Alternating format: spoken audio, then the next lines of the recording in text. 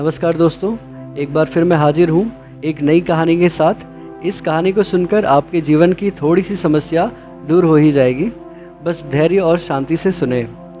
एक व्यक्ति काफ़ी दिनों से परेशान चल रहा था, जिसके कारण वह काफ़ी चिड़चिड़ा और तनाव में रहने लगा था। वह इस बात से परेशान था कि घर के सारे खर्चे उसे ही उठाने पड़ते हैं। पूरे परिवार की जिम्मेदारी उसी के ऊपर है। किसी न किसी रिश्तेदार का उसके यहाँ आना जाना लगा ही रहता है। इन्हीं बातों को सोच सोच कर वह काफ़ी परेशान रहता था और बच्चों को अक्सर डांट देता था। अपनी पत्नी से भी ज़्यादातर किसी न किसी बात पर लड़ाई होते रहती थी। एक दिन उसका बेटा उसके पास आया और बोला, पिताजी मेरे स्कूल का होमवर्क करा दीजिए। वह व्यक्ति पहले से ही तनाव में था, तो उसने बेटे को डांट कर भगा दिया। लेकिन जब थोड़ी देर बाद उसका गुस्सा शांत हुआ तो वह बेटे के पास गया तो देखा कि बेटा सोया हुआ है और उसके हाथ में उसके होमवर्क की कॉपी है। उसने एक कॉपी लेकर देखी और जैसे ही उसने कॉपी नीचे रखनी चाहिए, उसकी नज़र होमवर्क के टाइटल पर पड़ी। होमवर्क का टाइटल था, वे चीज़ें जो हमें शुरू में अच्छी नहीं लगती लेकिन बाद में वे अच्छी ही होती हैं। इस टाइटल पर बच्चे को एक पैराग्राफ लिखना था, जो उसने लिख लिया था। उत्सुकतावश उसने बच्चे का लिखा पढ़ना शुरू किया। बच्चे ने लिखा था, मैं अपने फाइनल एग्ज़ाम को बहुत धन्यवाद देता हूँ, क्योंकि शुरू में ये तो बिल्कुल अच्छे नहीं लगते, लेकिन इनके बाद स्कूल की छुट्टियाँ पड़ जाती हैं।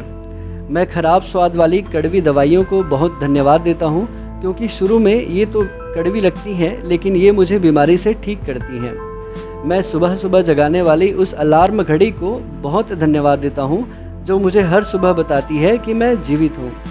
मैं ईश्वर को भी बहुत धन्यवाद देता हूँ, जिसने मुझे इतने अच्छे पिता दिए, क्योंकि उनकी डांट मुझे शुरू में तो बुरी लगती है, लेकिन वो मेरे लिए खिलौने लाते हैं, मुझे घुमाने ले जाते हैं और मुझे अच्छी अच्छी चीज़ें खिलाते हैं। और मुझे इस बात की खुशी है कि मेरे पिता हैं, क्योंकि मेरे दोस्त सोहन के पास तो पिता ही नहीं हैं। बच्चे का होमवर्क पढ़ने के बाद वह व्यक्ति जैसे अचानक नींद से जाग गया हो। उसकी सोच बदल सी गई। बच्चे की लिखी बातें उसके दिमाग में बार बार घूम रही थी, खासकर वह लास्ट लाइन। उसकी नींद उड़ गई थी। फिर वह व्यक्ति थोड़ा शांत होकर बैठा और उसने परेशानियों के बारे में सोचना शुरू किया। मुझे घर के सारे खर्चे उठाने पड़ते हैं। इसका मतलब है कि मेरे पास घर है और ईश्वर की कृपा से मैं उन लोगों से बेहतर स्थिति में हूँ जिनके पास घर नहीं है। मुझे परिवार की जिम्मेदारी उठानी पड़ती है। इसका मतलब है कि मेरा परिवार है, बीवी है, बच्चे हैं और ईश्वर की कृपा से मैं उन लोगों से ज़्यादा खुशनसीब हूँ जिनके पास परिवार नहीं है और दुनिया में वे बिल्कुल अकेले हैं।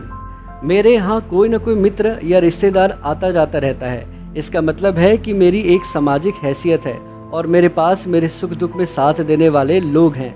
हे भगवान, तेरा बहुत बहुत शुक्रिया। मुझे माफ़ करना, मैं तेरी कृपा को नहीं पहचान पाया। इसके बाद उसकी सोच एकदम से बदल गई। उसकी सारी परेशानी, सारी चिंता एकदम से खत्म सी हो गई। वह एकदम से बदल सा गया। वह भागकर अपने बेटे के पास गया और सोते हुए बेटे को गोद में उठाकर उसके माथे को चूमने लगा और अपने बेटे को तथा ईश्वर को धन्यवाद देने लगा। हमारे सामने जो भी परेशानियां हैं, हम जब तक उनको नकारात्मक नज़रिए से देखते रहेंगे, तब तक हम परेशानियों से घिरे रहेंगे।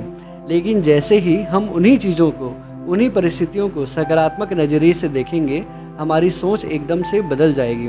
हमारी सारी चिंताएं, सारी परेशानियां, सारे तनाव एकदम से खत्म हो जाएंगे और हमें मुश्किलों से निकलने के नए नए रास्ते दिखाई देने लगेंगे।